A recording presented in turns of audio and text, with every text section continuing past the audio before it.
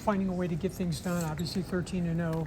When you knew McKenna wasn't going to be able to play against Gonzaga, does something click in your head like, okay, I got to be even more of a scoring threat tonight because we're missing one of our key scorers? Not really. I think it was just more so the team. I feel like everybody had to do something a little bit extra. It just so happened for me to be scoring, but everybody had to step up and do something. You had Deb coming off the bench and having to come be starter, give us great minutes and do stuff that she's not really used to doing. We had people in different positions, had Pogo on the wing a lot more, so I feel like everybody really had to step up, and that's what I was thinking for sure. Like, no, I'm really hoping that everybody does what they're supposed to do, and they did, and we did as a team, and I'm happy about that. When you've had some of these big scoring games, what's it feel like when you're kind of in the flow? It really feels like that, like a flow state. My teammates are finding me. I'm feeding off my teammates' energy, their hype for me. Like, it's really not till after the game for me that I'm really like, oh, wow, okay. But, like, during the game, it's about doing my part and whatever the team be needing. So it's definitely a flow state for me because my teammates are just so, they pour into me so much that it's not really time to focus on myself because they're just such good people. So definitely flow state, though. So shout out to them because I really do feed off their energy a lot. How did you guys come together so quickly with everyone coming from different places?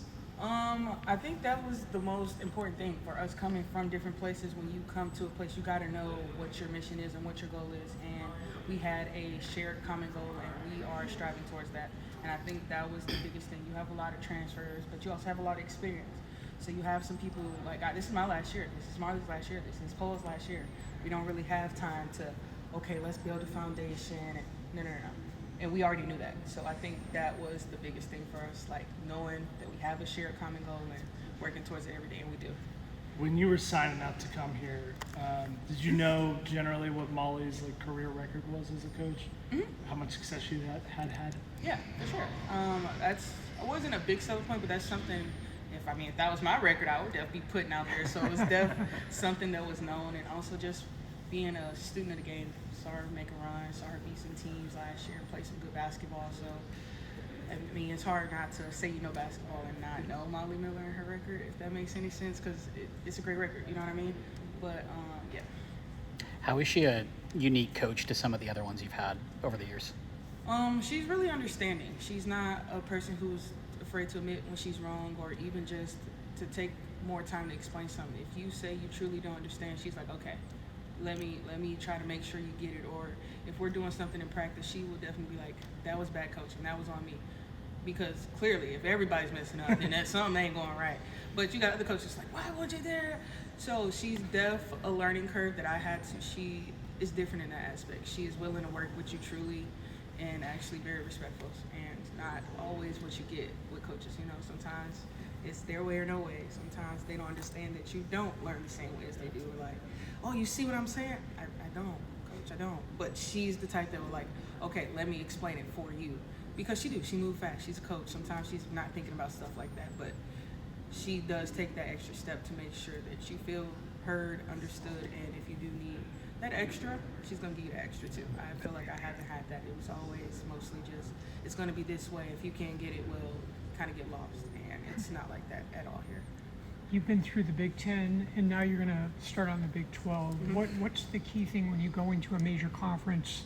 Every game is, kind of like a little war. Yeah. What's the key to being successful in something like that? Treating every game like it's just, like right now, we finished non-conference 13-0, but right now we're 0-0. And every game, that's what we're going into the mindset with. Because once the game is over, it really doesn't matter. Like, yeah, maybe the committee's going to think about it. It's going to matter in March. But right now, I think the biggest thing is just focusing on the task at hand. Because like you said, every night it's a gauntlet.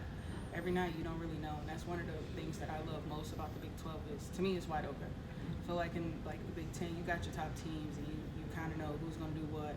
In the Big 12, it's wide open. And that's the best part because every night, everybody's trying to give you your best battle, especially I feel like for us because people kind of know what we're doing. It's a kind of a sense, but we know what we're going to give. So it's like everybody's going to come for us for sure.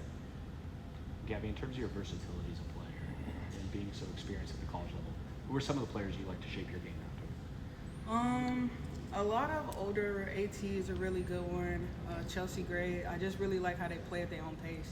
I be calling them auntie when I watch them play because like that's how they play. They play like vets. They play at their own pace, and that's really just what I try to do. Like not be sped up and just do what I do because that's what I do. And them are two people who I feel right now does that the best. Like yeah, you might know what they're gonna do, but it's them. So you're gonna stop it or what? But definitely them two. They play at their own pace, and it's something that I truly am trying to embody right now. Just being at my own pace and not letting other people speed me up or do whatever. Just trying to come out every night and give what I can.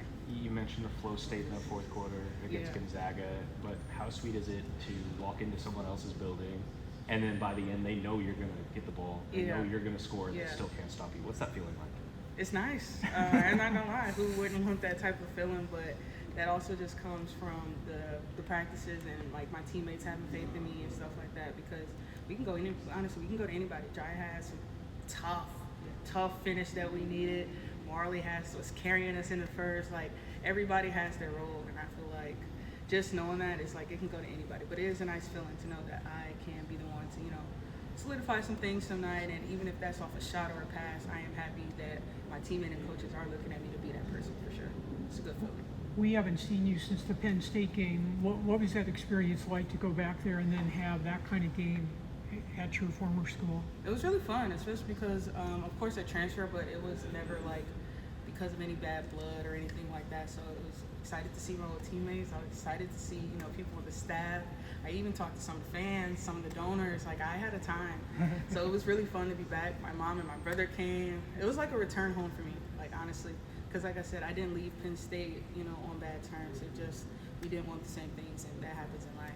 So just to go back, I really felt like I was at home again. Awesome. Thank you. Thank you, Thank you, Gabby. guys.